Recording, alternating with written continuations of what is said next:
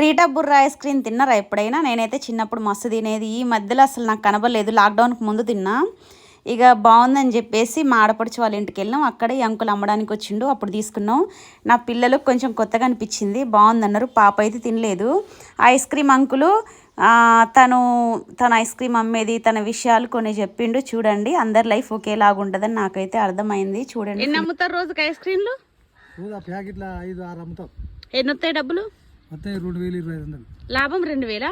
లాభం 1,000 రూపాయలు వస్తాయి. 1,000-1,500. అమ్మో, మంచిదే కదా. అమ్మాలి మరి. కష్టం ఏంటి? రేపంచెలు ఇక చిన్న బల్లె పోరగాలు పోతారు కదా బల్లలకు, ఇక కథ బేరం బంద్. అప్పుడు ఏం పని చేస్తారు? ఇక అప్పుడు ఏం పని? ఇప్పుడు పత్తి గింజలు పెడితే ఇంత ఆలం బీకుడు, గుడక దూరుడు, మందులు కొట్టుడు, పిండి పోసుడు. ఎట్లా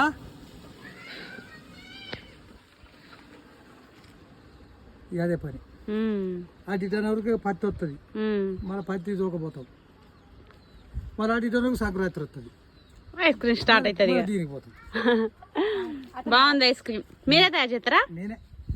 ఓకే అంకుల్. ఒకసారి తెస్తా 20 చల్ల నీళ్ళ కాదు మనవుని 2 కాళ్ళు ఉంటే అదే కోసి అలా దొరికి కింద మీద వీటి వరకు 3 సంవత్సరాలు అది చల్లగా ఉంటాయి. ఈ బత్త అప్పటికే చల్లగా అయితే నీళ్ళు నట్టే ఉంటాయి. సరే అంకుల్. రోజు పోతే వరకు 3 బుర్రలు అవుతాయి.